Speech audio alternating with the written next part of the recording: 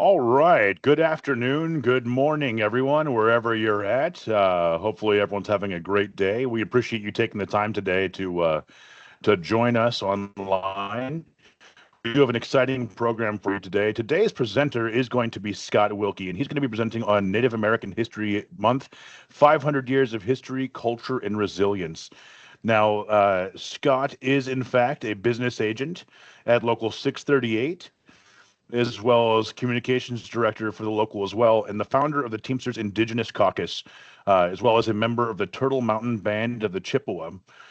Brother Wilkie will discuss the rich history of Indigenous participation in the American labor movement and how Native communities continue to fight for workers today. And this should be a fascinating topic. Again, we try to present many different things. So sit back, relax, and Brother Wilkie, go ahead and take it away. All right. Well, thanks a lot, Paul. I appreciate it. And then thanks for everyone who's on today. Looks like we got a couple dozen people. That's amazing. On a beautiful Sunday, at least where I am, folks are taking time to learn and hopefully at the end ask some questions and engage with this. I've presented on this topic and these topics, I should say, quite a few times. And I always try not to make it like a TED Talk. So if you have some things you want to put in the chat or save for the end, I'd really appreciate it, because I think that really helps the presentation and I love the engagement. So bonjour, everyone. I'll introduce myself in Ojibwe because it would kind of make sense, I suppose. So I said bonjour and Dinwe Maganadai. Welcome, everyone. Aningakanoia. Hello. Scott Wilkie, Indigenous Cause. My name is Scott Wilkie. Mukwa and Dudam. I'm Bear Clan. Mikanak, Akanwing, and Dunjabog. I'm from Turtle Mountain Reservation, and Apachigo, Chimigo, Chikabis, and Dawiak. Thank you all for being here and listening today. I'll tell you a little bit about myself so you know who you're talking to. So that logo in the middle there, that is the Turtle Mountain Band of Chippewa. That is our reservation's logo. You'll see that on our flag. You'll see that on all the documentation that you get from the tribe. We are sort of, I guess you would say, a mix of Ojibwe and European descent on our reservation, and we actually have our own language, which I'll talk about at the end here. If you can see, I'll see if you can see this. This is actually the well, let's see if we can get it right where it won't blur. Well, I'll get it better. We'll get it better. But anyway, it's the Turtle Mountain Chippewa Cree Michif Dictionary. So we actually have our own language that was created through sort of starting our own identity with European contact. And we have our own language, as well as Ojibwe and English, which is spoken on the reservation. That logo on the left there is the St. Michael Albertville Schools APAC committee.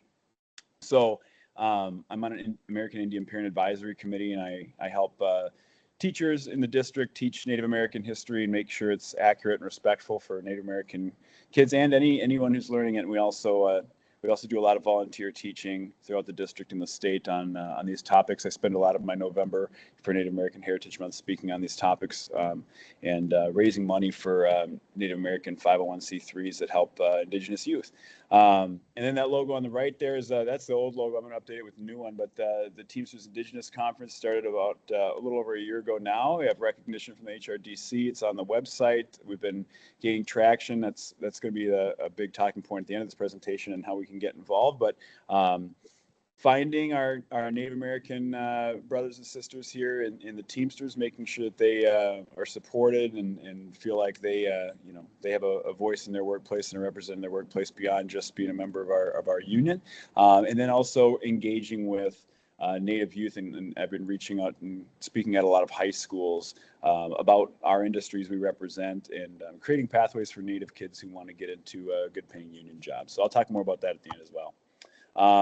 So that picture on the left, back in the day, I wanted to be a teacher. I was a teacher for about a cup of coffee. My parents are both 30-plus year educators. My stepdad's a superintendent. My brother's a teacher. My aunts and uncles are all teachers and principals. And so I, like everyone else, wanted to go into the family business.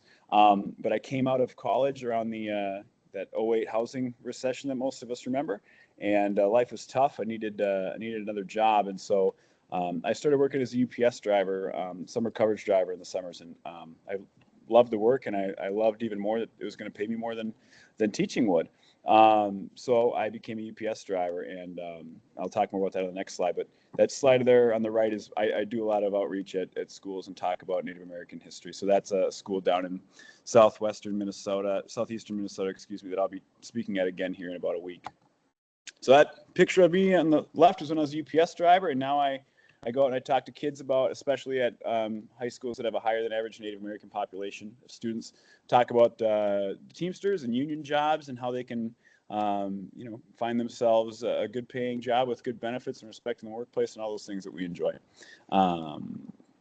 So what are we going to do today? So some of you may have seen some of this presentation before if you've been on with me. So the good thing for me as a presenter is history doesn't change. So some of this may be a little bit of recall, but I'm going to present this like for the Scott. I'm going to interrupt real quick. Scott, yeah. Sorry. So I don't know that we can see the presentation. Oh. So you might need to reshare that. I apologize, everybody. Oh, shoot. Hold on here. I was making sure it wasn't me, and we've confirmed it was not me. So okay. I'm normally the problem. That's okay. I think I did at the beginning. Maybe when the meeting started, maybe it. Yep, I think that's what happened. Can you see it now? Yep. Yes, sir. Perfect. Okay, so I'll go back. Thank you. Okay, so all right. So here are those logos I was talking about. I think you guys could probably understand that part. That picture of me on the left is when I was teaching some 7th graders back in the day.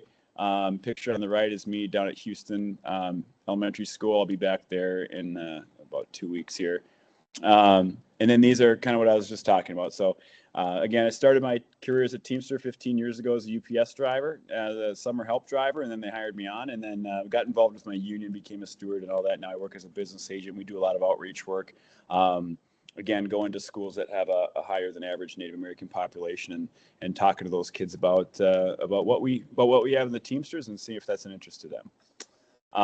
So today, we're going to be talking about a little bit of history to start out. We have to, in order to know where we're going, we got to know where we came from, and I'll hopefully teach some things that maybe you all weren't taught in schools, and give you a little insight to some of the things that maybe you do know. So the goal of this history piece of the presentation today is talk about the past 500 years in America, but beyond that in America, what did America look like before contact? Where are we now? What's currently been happening, and then what's our plan for the future?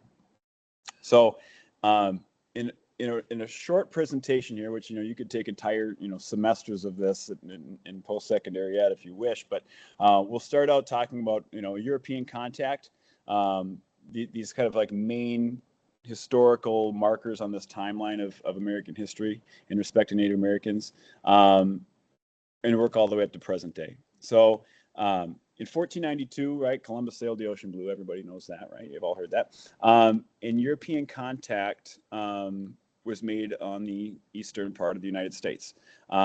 Because of that, we see a lot less Native American people on the east coast of the United States, right? They were dealing with a lot of the issues that I'll discuss here much longer than the rest of the country. For us here in the Midwest, Ojibwe people didn't have contact with anybody from Europe until 1618. Our tribe, it wasn't until almost 1650, I believe. So, we had a serious advantage when it came to, sustaining our population versus, those folks who've been, dealing with contact and murders and disease for much longer periods of time. So the further west you go across the United States, the higher indigenous populations you'll see. The disease that settlers brought was the biggest issue, I guess you could to put it lightly, that we faced as a people in order to survive. So 90% of the indigenous population in America was wiped out in about 150 years. There's an estimate between 13 and 15 million indigenous people in the lower 48 when Columbus touched down here in the Americas. And that number, reduced significantly to about a couple million very quickly. And throughout time thereafter, it got reduced as well through some different events. And so I'll talk about the next biggest one here, which was massacres. So we were living where people wanted to live. I make this kind of tongue-in-cheek remark once in a while when I'm talking to folks here in Minnesota who are very proud that they have a generational farm. I live in a rural area, and there's a lot of generational farmers, and I'll hear oftentimes like, my farm's been in my family for 3 generations, or my family's been in my farm for 4 generations. And I always say, well, whose family was it before that? How did your family acquire that land? Were there people living there before? How did that come about? Nobody ever really talks about that, or how that happened. And when I speak at down in Winona, Minnesota, I'll show that clip here in a little bit, but they were very open about how that land was cleared for farming. The government was paying anybody to what would presently be about $3,500 a head to go kill native people and remove them from areas that they wanted to develop and sell for farming and settlement. So the land wasn't just sitting there vacant.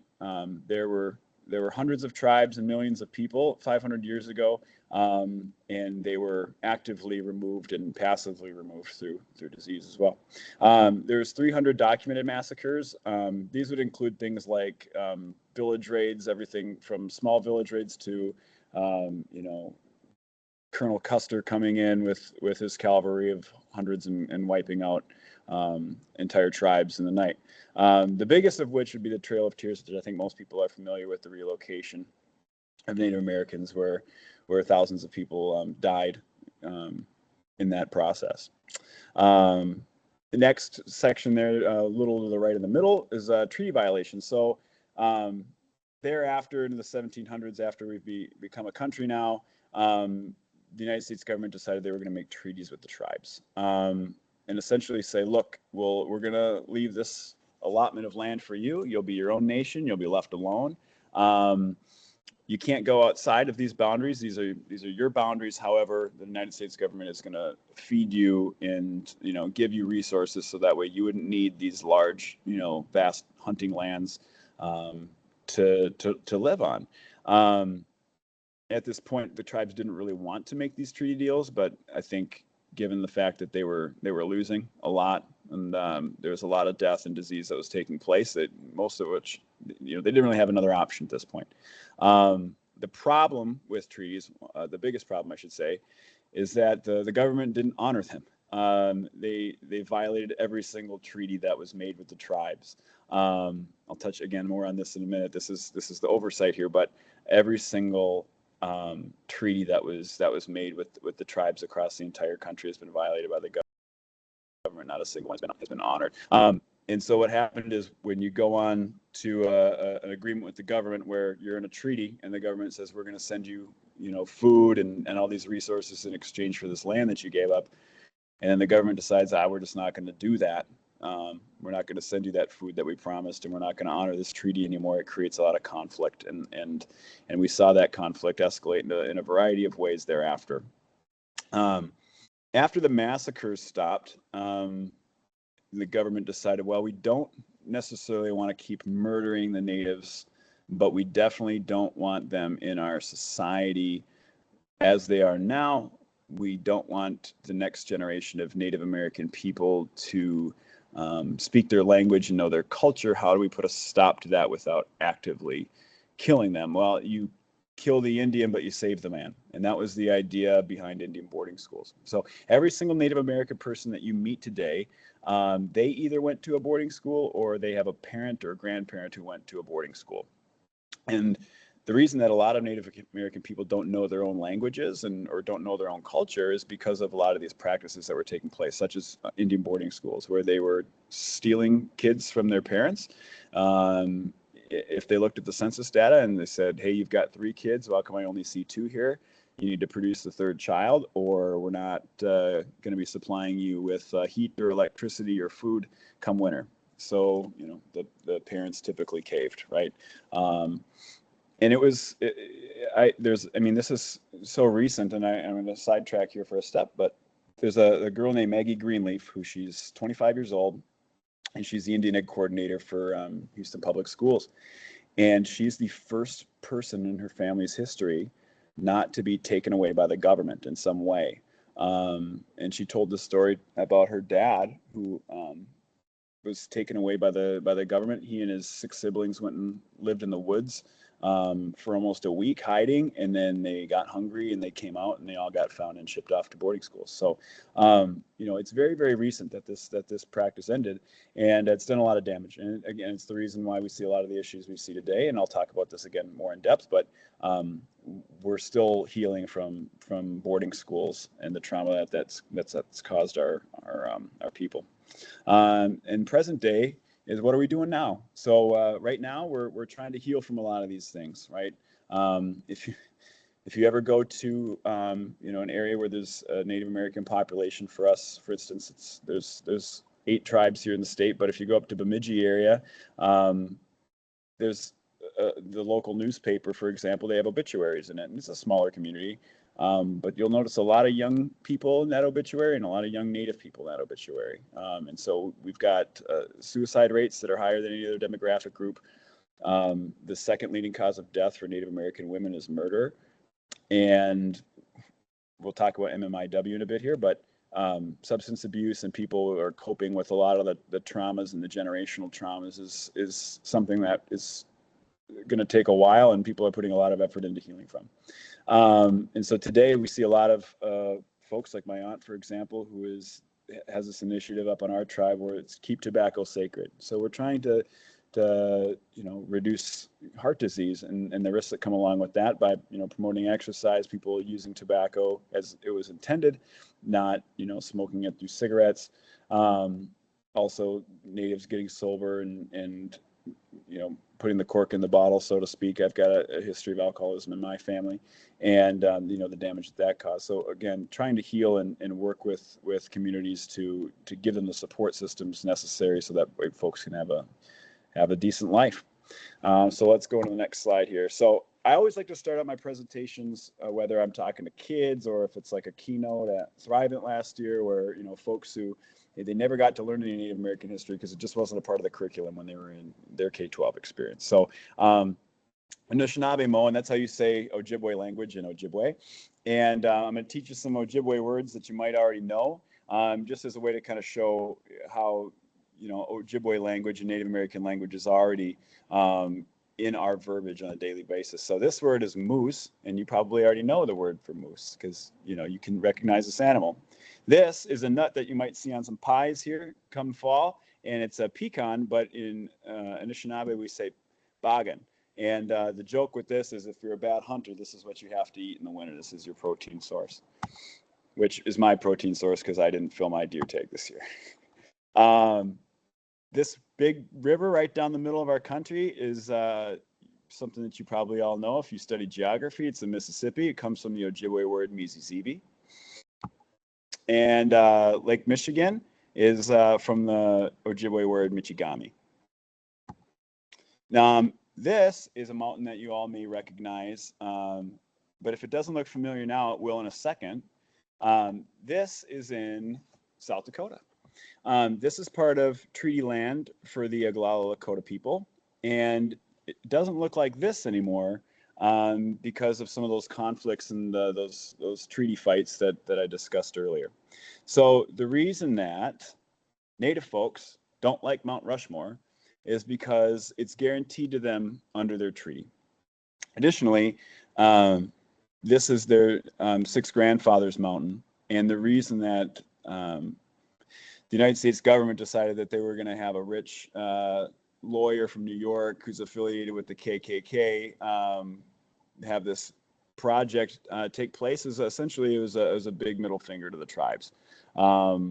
They took their sacred mountain and they blasted the faces of United States presidents into it, and they also are still occupying the land that was guaranteed to them under their treaty.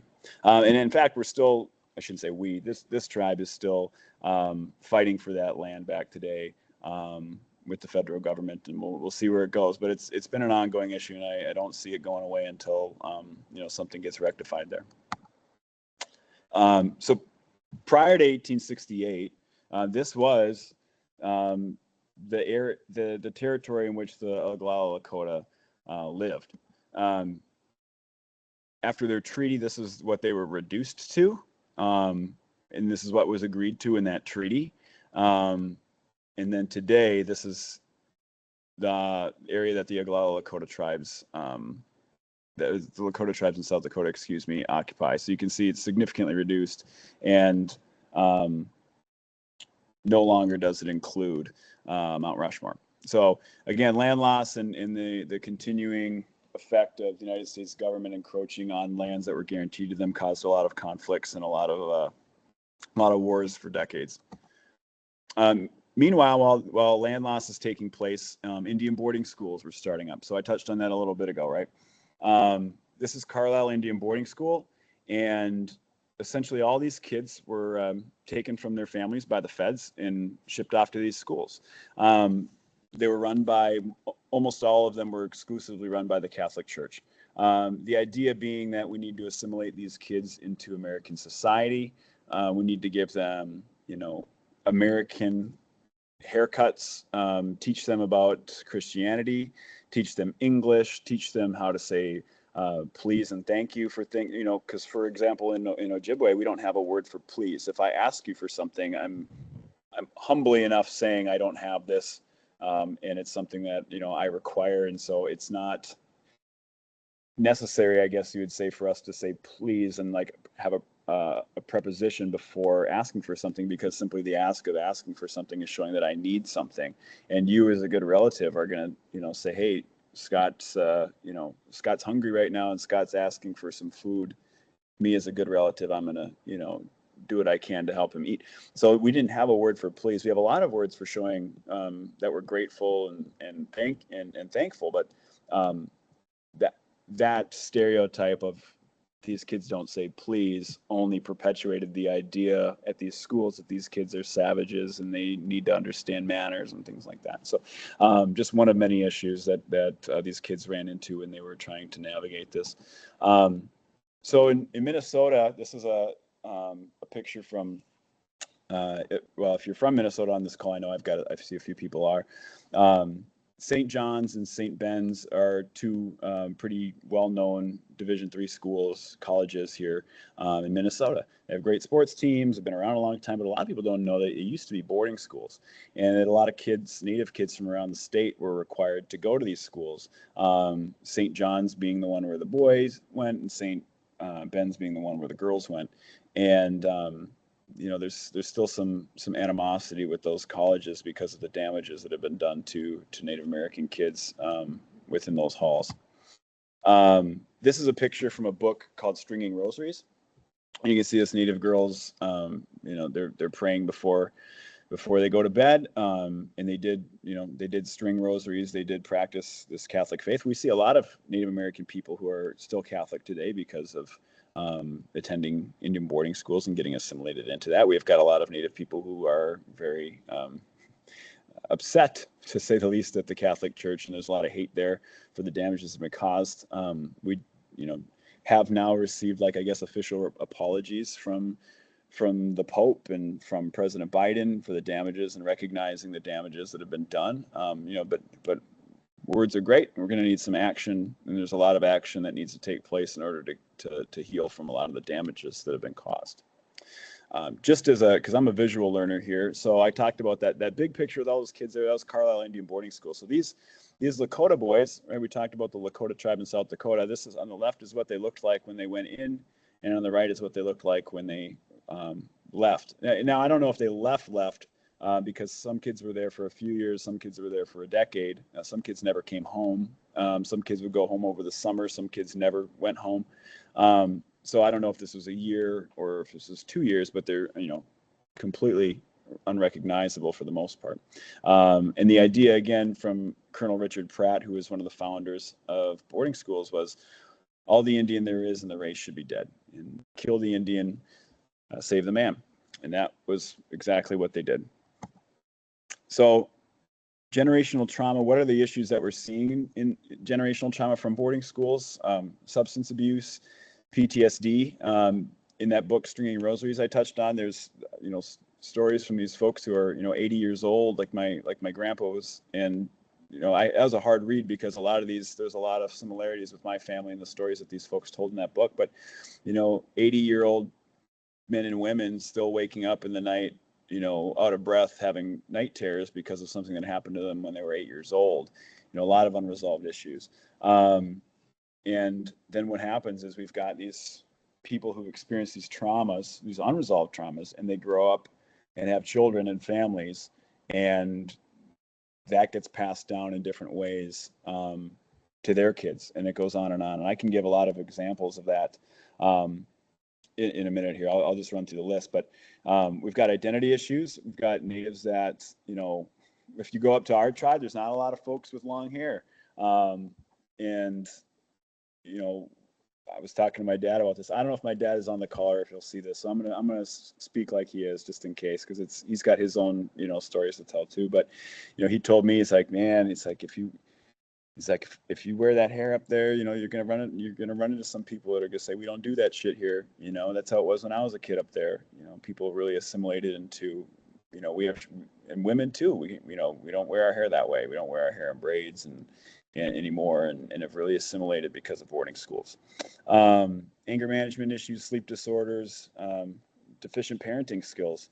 Up in Bemidji in Minnesota, we had a teacher who, she came to, it was like during like a lunch break, she said to some of the teachers, she goes, gosh, I have a lot of kids in my class who I'm worried that they're on the autism spectrum. And some of the other teachers like, whoa, that's concerning. Why do you think that? She's like, none of these native kids can make eye contact. And that was like a big learning moment for this, teacher who wasn't from the area. Is like, well, let me tell you something about boarding schools.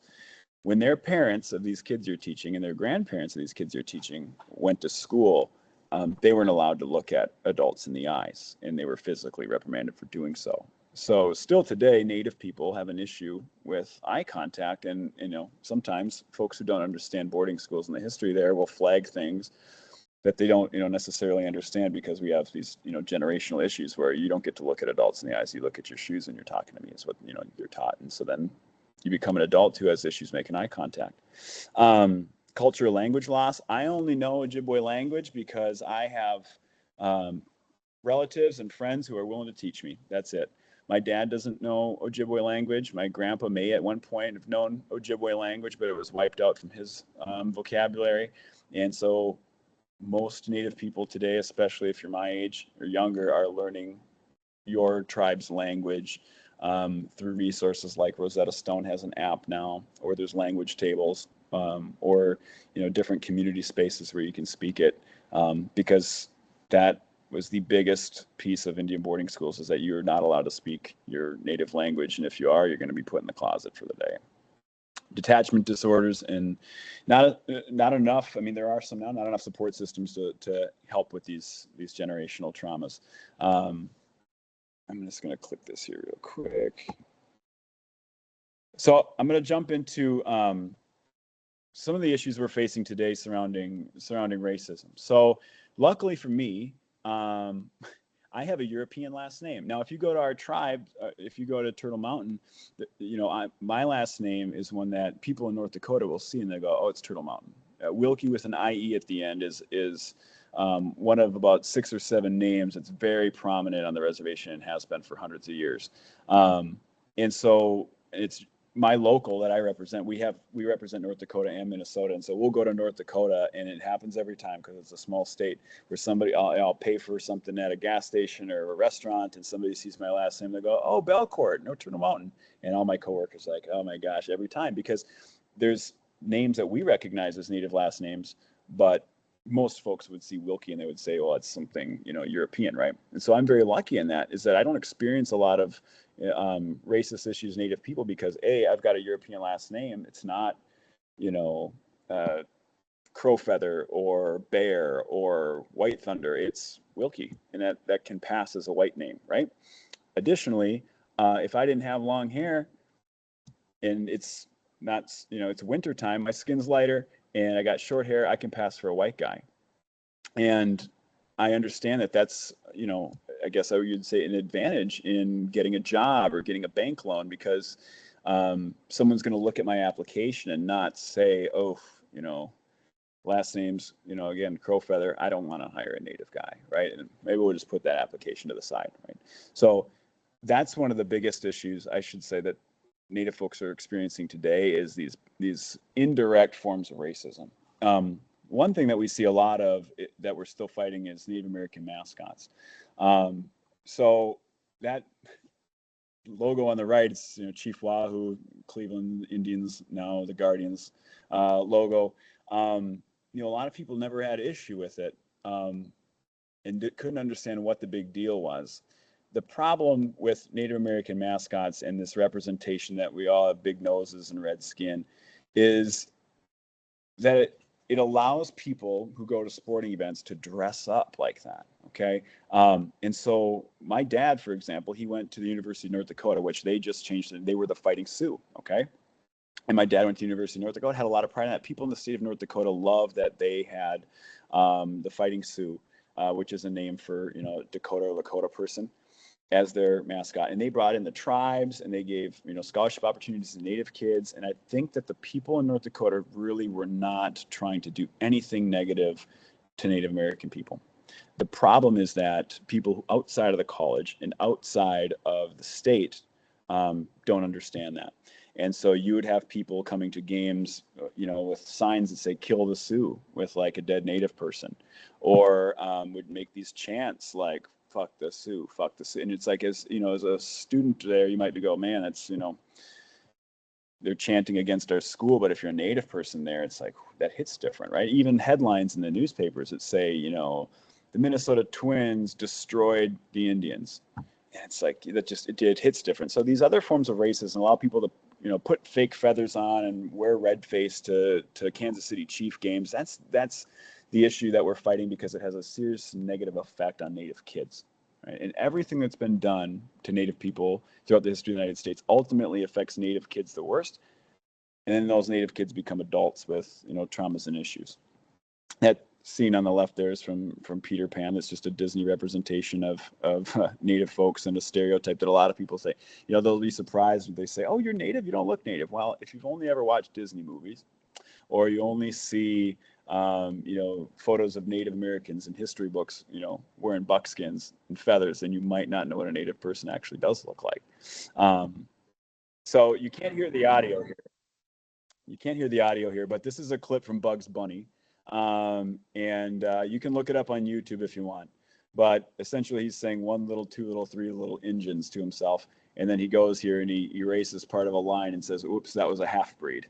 So even in, kids' movies and cartoons, the way that we've been, displayed and viewed has an effect on ideologies and how people look at us now in 2025, because this is what you were raised on. You were raised on stereotypes, right?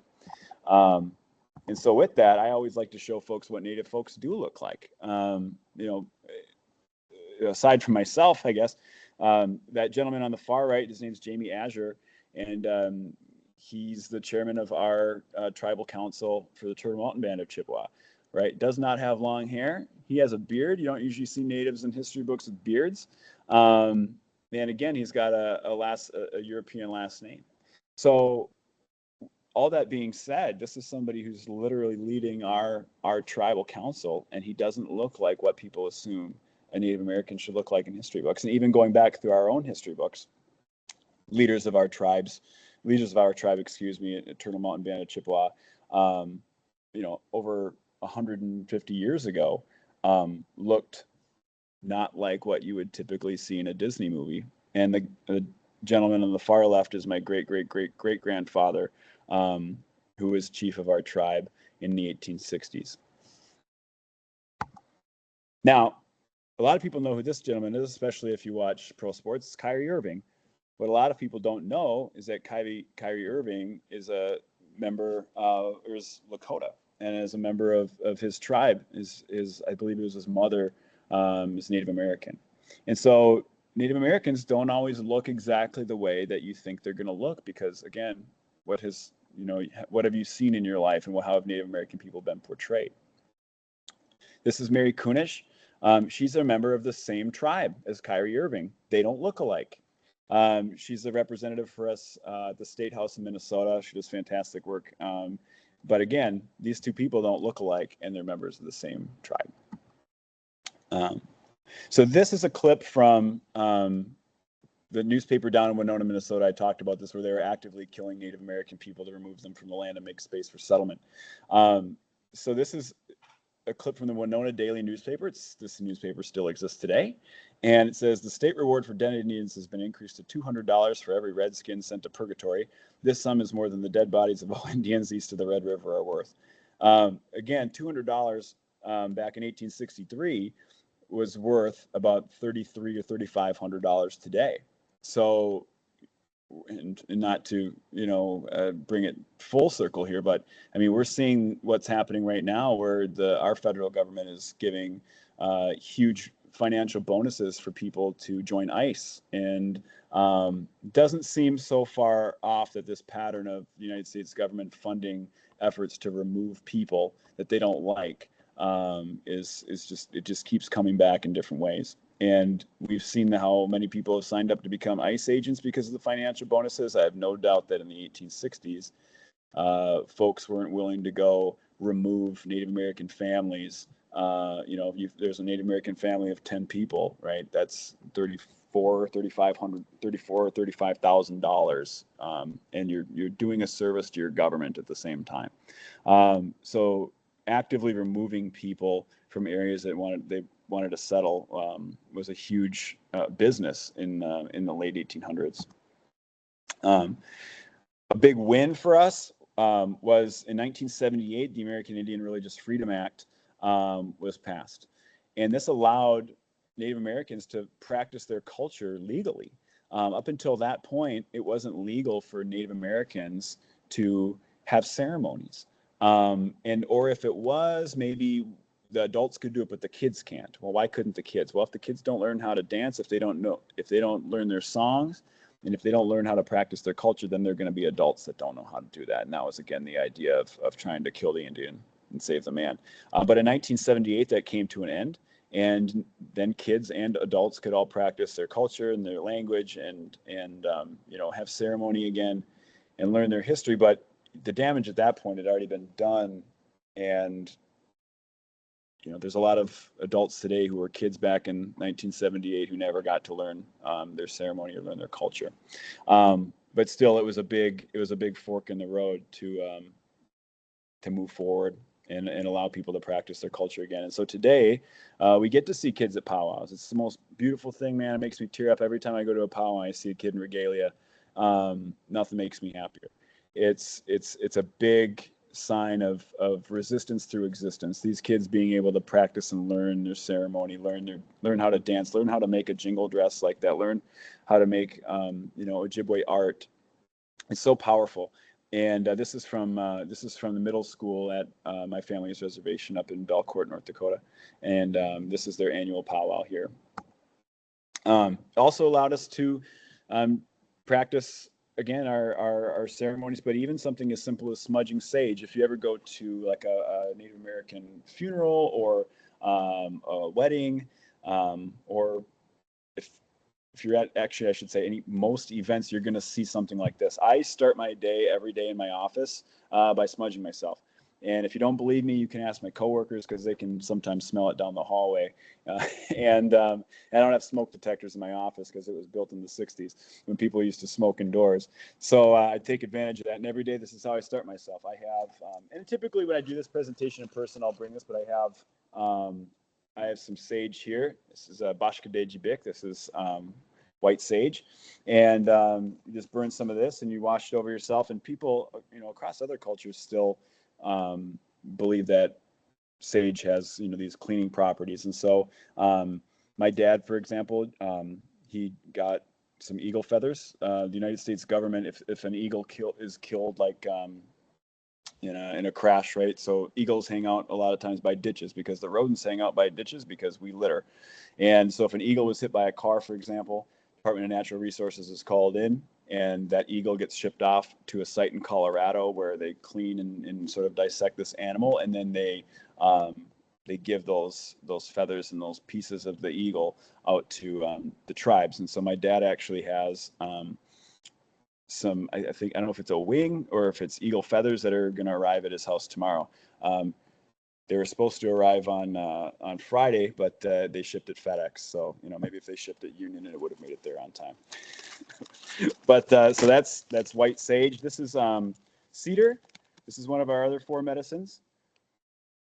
Grows pretty well here in across the Midwest. And there's 2 different types of tobacco. So most of you are familiar with like loose leaf tobacco. Our tobacco, our Asema in Anishinaabe, comes from red willow. So this is some tobacco I made myself. You can see that. It's the inner bark of a red willow, and this grows all over. I live, well, it's Minnesota, so we call it a lake, but it's a glorified pond, and red willow grows everywhere. So my daughters and I, we make our own tobacco from that red willow, and we usually do that in the springtime. And then if you've never seen an eagle feather before, this is my eagle feather. I'll hold that up there. So this is from the inside left wing of a female eagle. This is found up north at our family's cabin up in the northern part of Minnesota, where a lot of Ojibwe people have lived for thousands and thousands of years. But if you find an eagle feather, don't keep it. Tell the DNR, and they'll help you out. We at least in Minnesota, I believe the fine for owning eagle parts it's like 50 or 250,000. It's something insane. But that again is designed to make sure that those religious items, ceremonial items, are kept in the hands of Native American people for their uses. The Minnesota Zoo, for example, here in Minnesota, they have an eagle who was hit by a car and survived, but can't survive on its own. It lives there. Every time it sheds a feather, it's collected by the workers there, and then it's repurposed to the Metawakan Sioux community here in Minnesota. ICWA. So some of you may be familiar with Indian Child Welfare Act, or ICWA is. ICWA is a law that we're trying to make sure stays intact. If you're a Native American child in the foster care system, the government is required to make sure that you are placed with a Native American family first, if possible, before being placed with a non-Native American family. And I will say I'm very proud that my household is the only ICWA household in Wright County where I live. And thankfully, we haven't ever had to take in a foster care kid, for a Native American foster care kid. But if there is an emergency where a Native American kid needs a foster home, the county is required to contact me first before placing them with anyone else. And the reason is because we want to preserve the culture. So, and I'm not saying this is necessarily true, but there's a potential for it to be true of this Native American kid getting placed in a non-Native family, and they don't like that he or she starts their day by smudging. They don't like that he or she, wants to have these medicines available to them, or maybe they just don't understand certain things within the culture, some of the things we've already talked about, right? Some of the generational traumas. And so it's better for these kids to be with Native foster families than non-Native foster families in order to preserve the culture. Maybe they pray differently than that family does, et cetera, right? Another thing we're doing right now is food reclamation. So this guy's name is Sean Sherman, just an incredible human being on a lot of levels, great author. He's from that tribe we talked about earlier, the Oglala Lakota in South Dakota. Grew up on Pine Ridge Reservation, the poorest area in the entire country. Homes with literally dirt floors. I think the average household income there is a few $1,000s a year, something like that. A very, very, very poor community. And he grew up on government food. And he, as a young person, recognized how low the nutritional value was in a lot of these things. And he became a chef, traveled the world, and saw that he never ran into any Native American restaurants. And so he wanted to create one. So he created a restaurant called Awamni here in Minneapolis. If you ever come to Minneapolis, please, please, please go there. I will take you there and buy you your lunch if you want to go. It is my favorite restaurant, hands down, for a lot of reasons. One, it's really good food, but two, everything that you eat on the menu is from America, and it's been here for thousands of years. So you'll eat bison tacos that are made with corn tortillas. There's no flour, so there's no gluten in any of the food items. There's no added sugar to any of the food items. And everything you'll eat on the menu has been here for thousands of years. And you can eat a ton of food there, and you'll walk out feeling like $1 million because it's so highly nutritious and so well made. I can't say enough about it. But we're reclaiming our foods. The reason that we have such a susceptibility to obesity is because our bodies aren't designed to eat 2025 American diets. For thousands of years, our diets consisted of washkashi, of deer meat, the leanest protein you can find, walleye, gigoon, or hold on here. I got some props because we're doing it virtual today.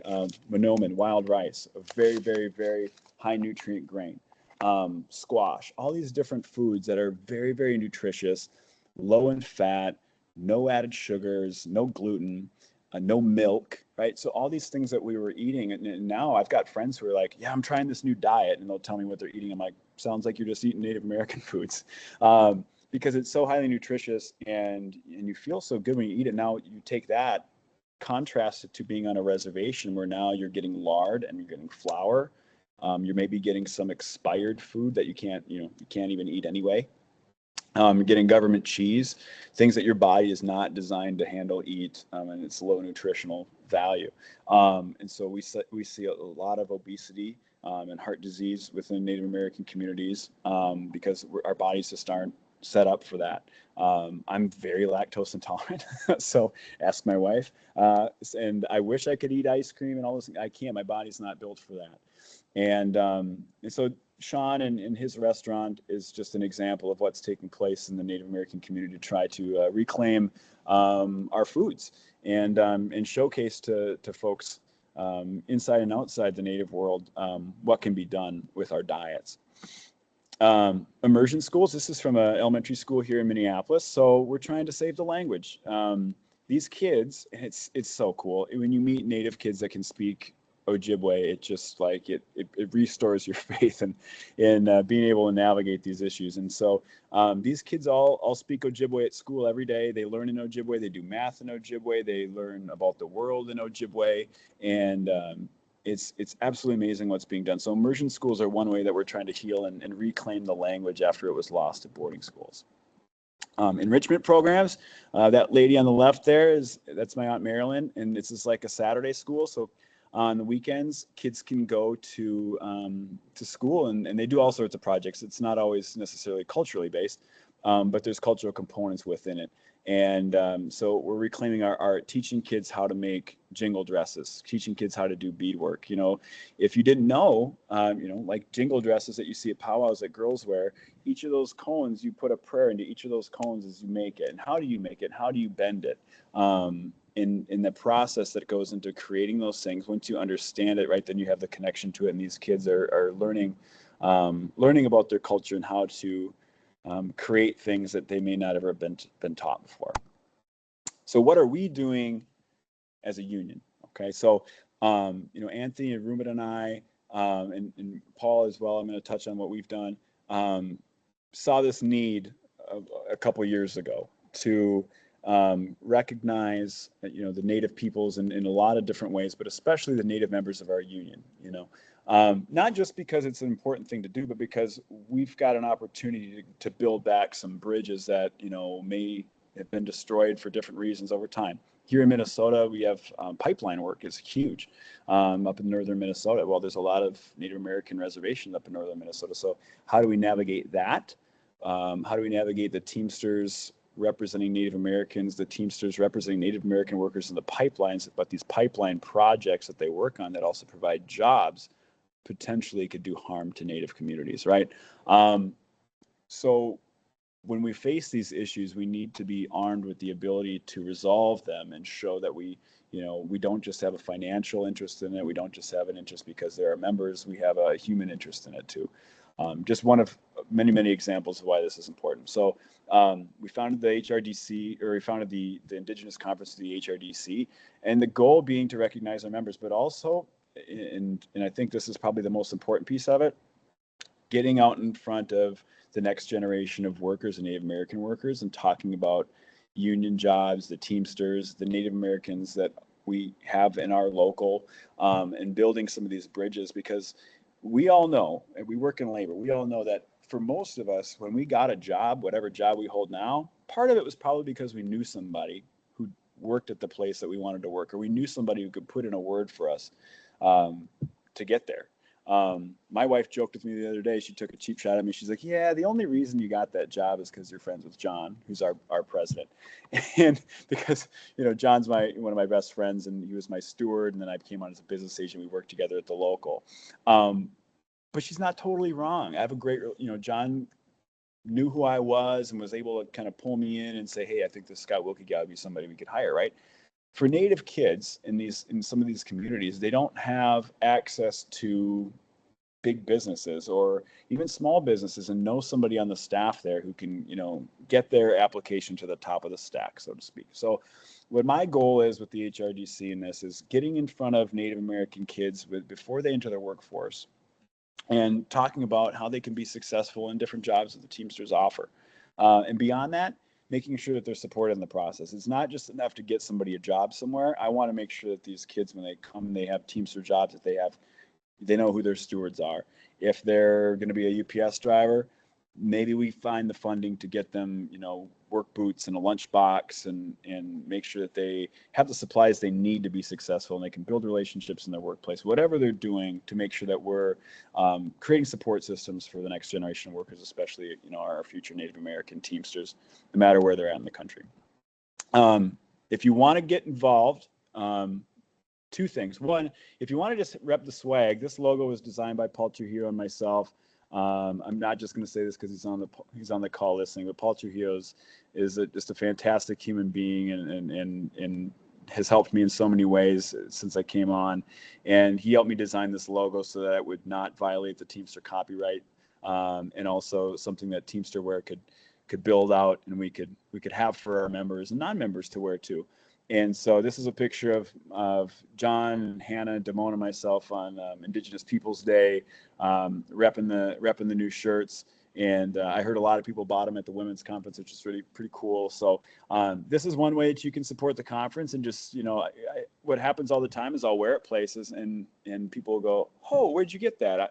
I'm Native. And then we strike up a conversation. I can get their, info and add them to my contact list. And if they want to come talk to schools or go to events with me and get involved that way, it's kind of an easy way to signal. So this is on the teamsterwear.com website if you want to purchase one. And then this is something I did last week. So I go to Native American high schools, or high schools that have a higher than average Native American population, I should say. And I talk to Native kids just about the Teamsters and see what their interests are in work. And, maybe they have no interest in doing a union job, but we can still talk about how to be successful in labor.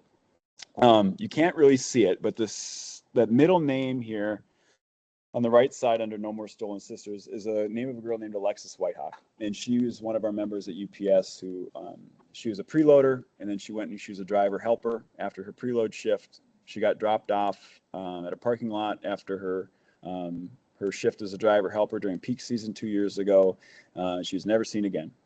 And when I talked earlier about missing murdered Indigenous women and, this issue that we've been trying to get resources for a long time. It hit home for us at Local 638 a couple of years ago. And I know her family and her younger sister goes to Edison High School where I was speaking and was in the class that I was speaking to. So it was a really tough day because a lot of these issues that we're talking about kind of came full circle. And I hadn't seen her sister since the funeral.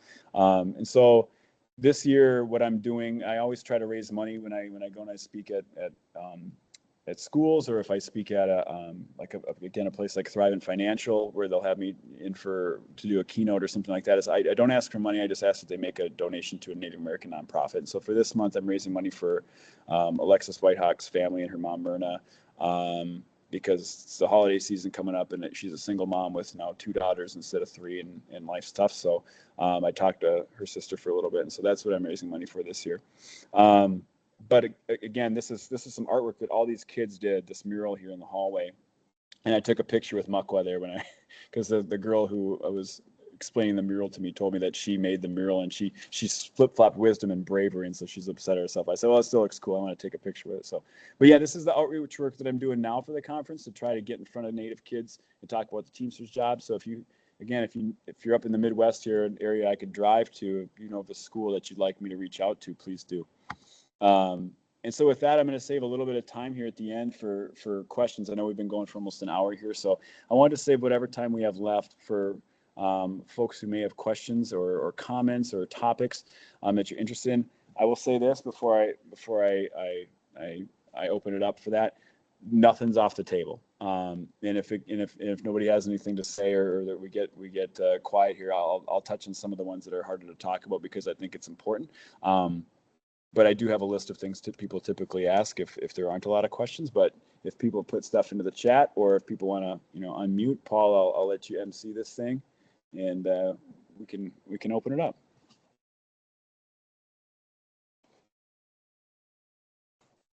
All right. So if you have a question, you can go ahead and raise your hand, and we should be able to see you. And we'll ask you to unmute. So any questions?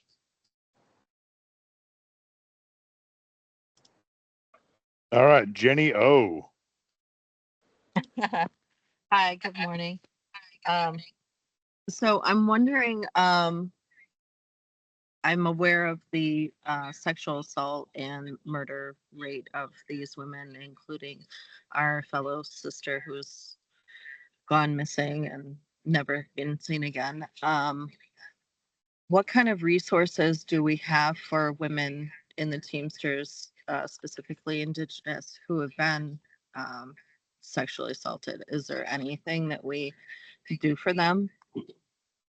So and I could just speak to my local and joint council. So and thank you for the question. I will say as an update, sadly, about 4 months after she went missing, the police found her body. So she was murdered.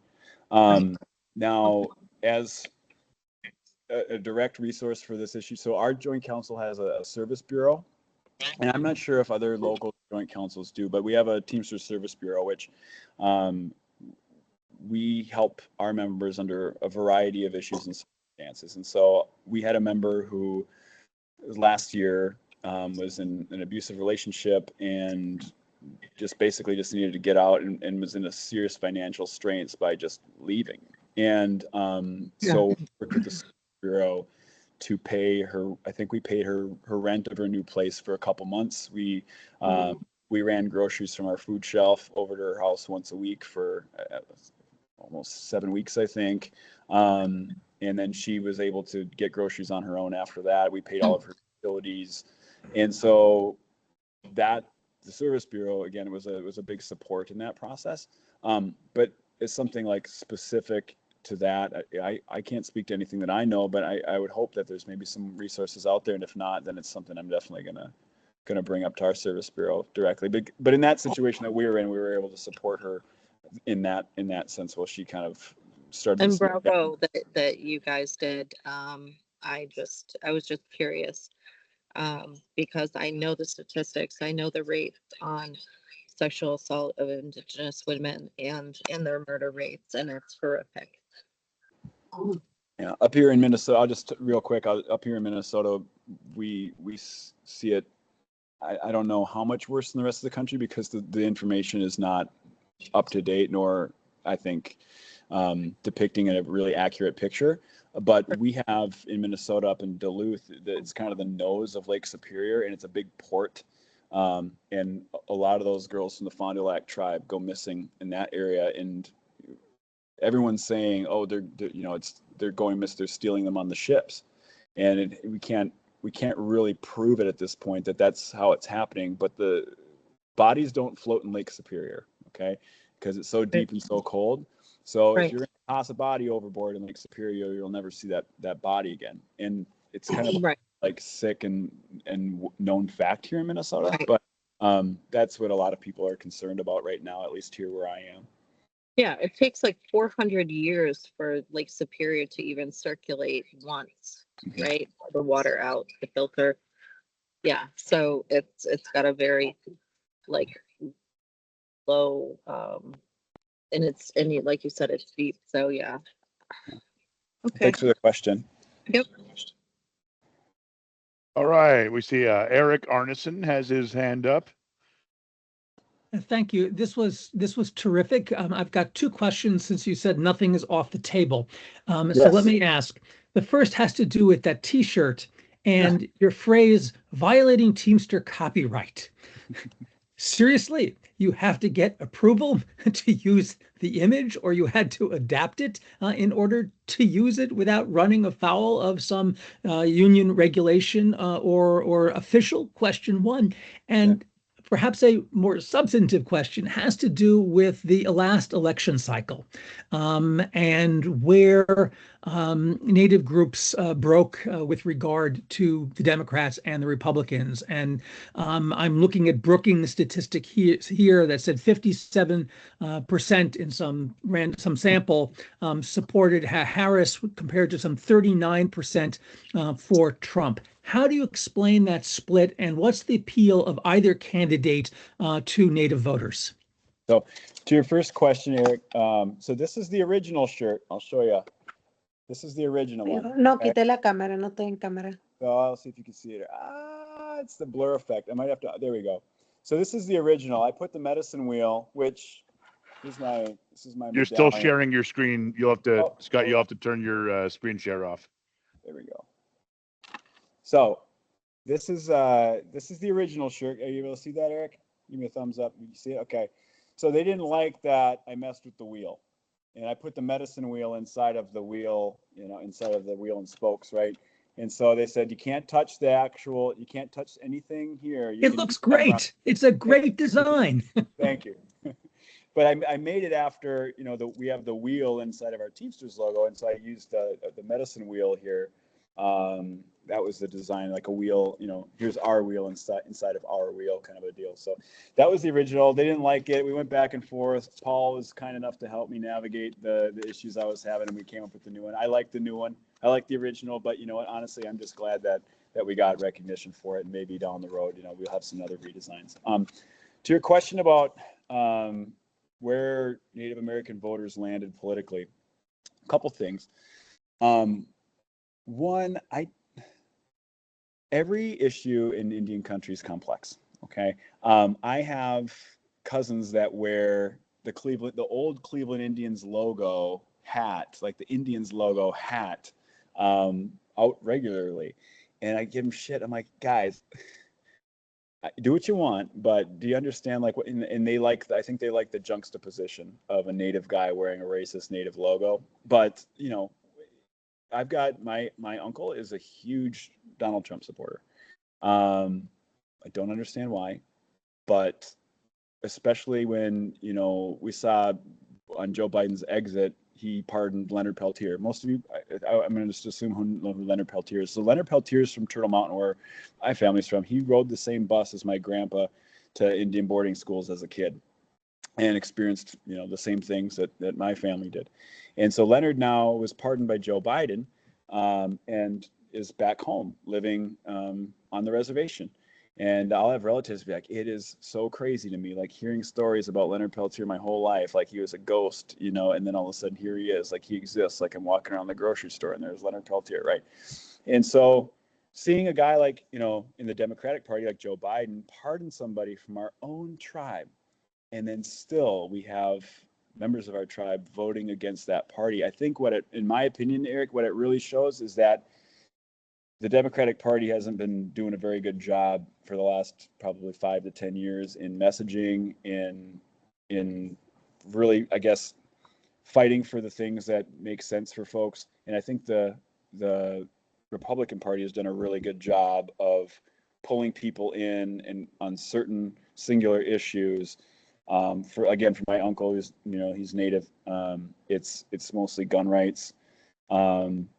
And for some of my neighbors here out, I am in a rural area, it's religion, and beyond that, it's they cannot vote for a D. So, and the same thing with our own union, right? We all saw the polling data right before the election, where our own members were going to vote. It doesn't matter. Screw the Butch-Lewis Act and saving Central State's pension. We don't care about that anymore. We're still voting for Trump, among other issues where it's like, who's really fighting for labor? Who's walking picket lines? And we're still going to vote against our own interests. I think what it's showing is that people have other singular issues that are not allowing them to vote for a Democrat. And I think we really need to see some better messaging from Democrats, and we need to see some more fight from Democrats. Ken Martin, who's the head of the DNC now, is from here from Minnesota. He's a great guy, but and I love Kim, but we're gonna need to see some more fight and some more action from the Dems if they want to win back a lot of these voters, like the Native population, like the blue collar worker population that they've lost over the past decade. So, thanks. Yeah, it was a great question as always, Eric. And for those that might not know, Eric Arneson is the someone's messaging in. Is our professor at George Washington University, the James R. Hoffa Endowed Professor of Labor History. Did I get that right, Eric? All right, I got a nod from Eric. So I do have a question here. I'm going to take one from the chat. There was another hand raised that has gone away, but if you still have a question, we'll come back to you in just a second. I have a question here from Dave C. He wonders, so he lives in Georgia, and he's wondering how people and other locals have built practical solidarity when so many of our union leaders and members just don't think it matters, right? I guess the question is going to be around member apathy and how you tackle that based on various perspectives. Sure. So for my local, I will say this: like I'm very fortunate because we have a pretty active local, and we're located in a metropolitan area here in Minneapolis. So we got a lot of members in a pretty tight area that can get involved. But the one thing I've noticed is that solidarity doesn't matter until it matters, and sometimes our members have gotten sort of fat and happy, and then all of a sudden it's fight time, and they're just not really built to fight. And we could make that parallel among other issues just as a population in our country, that we've gotten kind of fat and happy, and all of a sudden we're faced with some fight, and then we got to figure out how we're going to fight again. And what I've been trying to do outside of this conference is really engage with our young people, right? Because our young people have more free time than our older folks, because they may not have kids yet, right? They may not have a lot of other responsibilities, and they're more high energy, right? And so I've been really trying to engage our young people. We've started a futures committee that's been really helpful with that, and engaging our young members. So I've got a contact list of our younger members and just our more engaged people that are looking for some extra ways to engage, and working with them, and then putting it out on social media as events or ways people can get involved. I think when you present people ways to get involved, you'll be surprised at how many people actually show up. Whether it's our teachers might go on strike, and everybody, for the most part, everybody knows that we need good schools and good teachers. And so that's an easy one. Like, hey, we got to have a solidarity effort with MFE 59. The local's going to supply cases of water and Gatorades and stuff and coolers. Somebody come by, pick it up, and we'll go there and we'll walk the line with these folks, and we put out an event and people can show up. So I think you have to build solidarity in the off season, because if you're only trying to build it in a contract campaign, you're not going to meet the needs of your local when it's time to start fighting. So we try to do other things, other outreach efforts in the meantime to sort of keep people engaged and active. And, that's going to be my opinion on it, just from having to do that as a comms person and a BA the last few years. So thanks for the question. And I'm going to piggyback before we go to Raphael here just a second. But what Scott is missing here is because he's too humble, is the fact that there's no one path to getting involved with our union, right? There's a million different paths, and he found a unique path that didn't exist, right? Carve out a niche for yourself. Find out what's missing. Find out what you want this union to be, and make that change. Raphael, we're going to go to you next. Hey, Scott, what's going on? I know we only saw an email. Yeah, that's right. Hey, yeah, I recognize the name. Let's put a name to a face, bro. Yeah, definitely. I wanted to just go back to the missing and the deaths that the Indian toll. A lot of people don't realize that they don't even report our deaths or Indian tolls. That's another situation. That's why even the numbers are even higher than what they're actually talking, and people don't really realize that. And also, I know you were talking about how you're talking about the Western Native Americans. If you are ready to expand, being that we are the Native American tribe of the East Coast. So the Nipmuc tribe, which is my tribe, when you come to Massachusetts, is welcome to Massachusetts, home of the Nipmucs.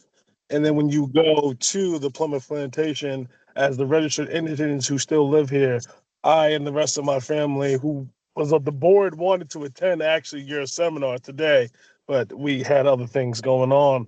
But we are willing to share with you the history and as far as the politics go, neither side has been friendly to us from either one of the parties.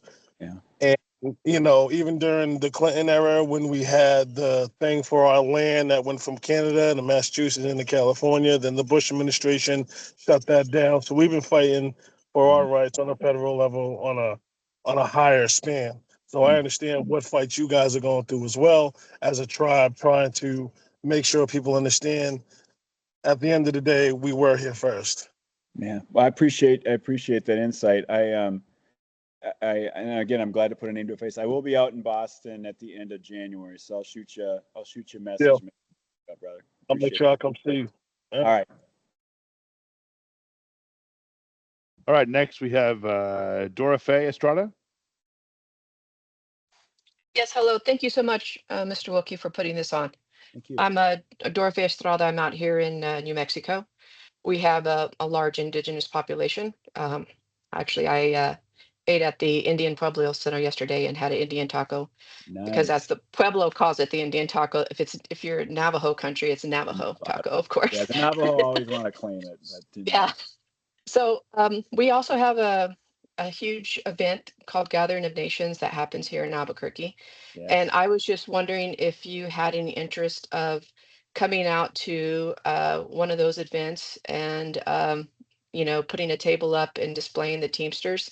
So that way, brothers and sisters can see that there's some representation.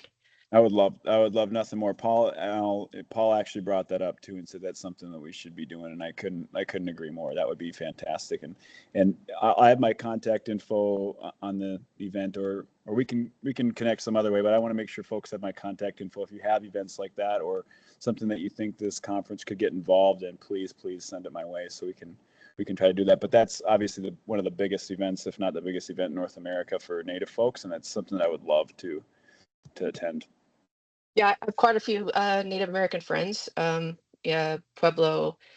We have like 23, I'm sure you're aware of Pueblos. Um, then we have the Apache and Navajo. And I'm sure I'm missing someone. I can't think off the top of my head. But yesterday when I was at the Pueblo, I got this card that has a little turtle. I don't know if you can see it. Yeah.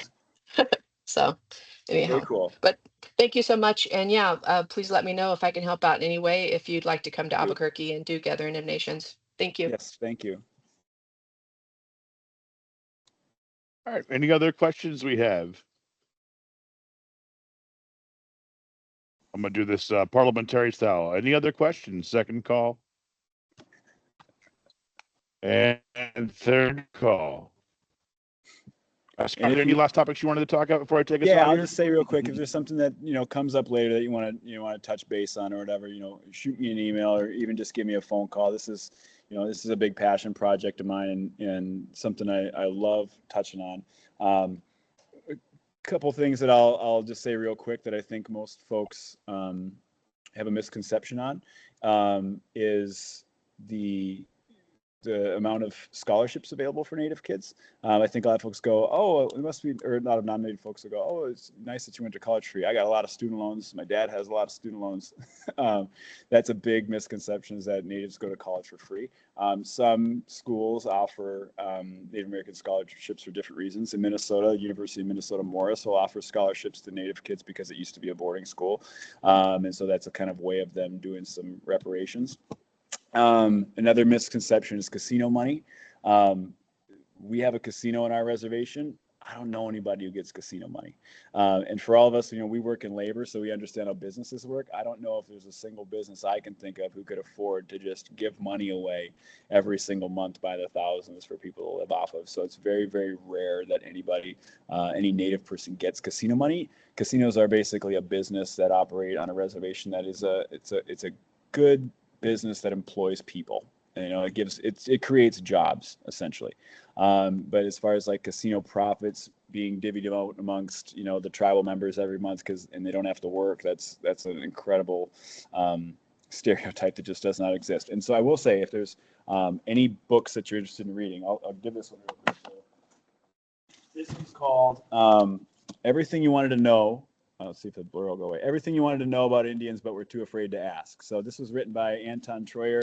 He's a professor of mine at Bemidji State. He's a great author. He also has some like some fictional stories like aimed towards like young readers. He's a very great author, very great guy.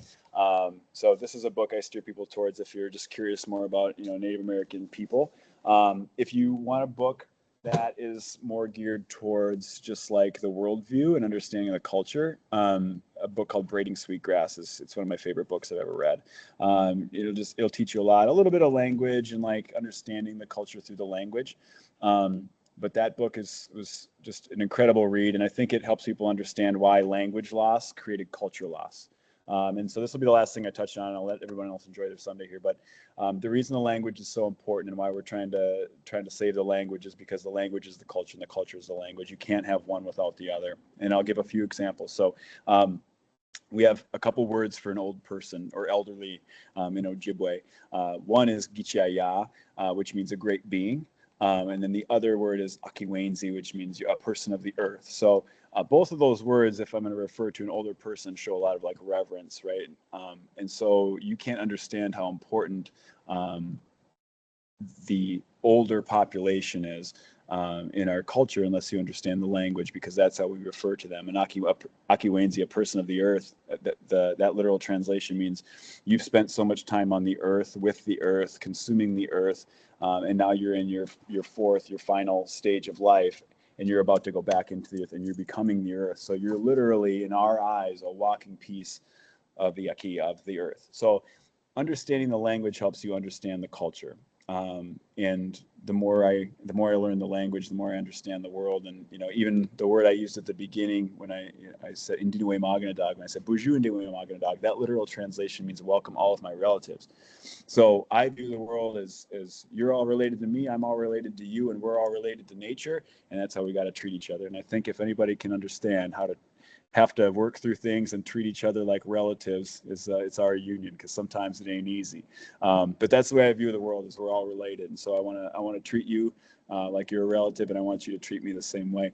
And I'll just end on that. So I appreciate everyone's time more than anything. This is really fun, and I appreciate the HRDC for allowing me here. And if you all want to connect another way or have more questions down the road, I'm always available. So. Miigwech Wendell, I'm so grateful to be here. Thank you all so much. Thank you very much, Scott. We appreciate the presentation. Wonderful as always. This has been a presentation of the Teamsters History Project and the HRDC. If you're interested in seeing more programs like this, we do them quite often, and they're also available online for streaming after. So you can go ahead and check out the link in the chat so you can actually see some of the previous programs that we've done. But with that, we'll let everyone get back to their, I think it's Sunday. Yeah, Sunday seems right. So you all have a great day, and we hope to see you next time. Thank you very much. Thank you.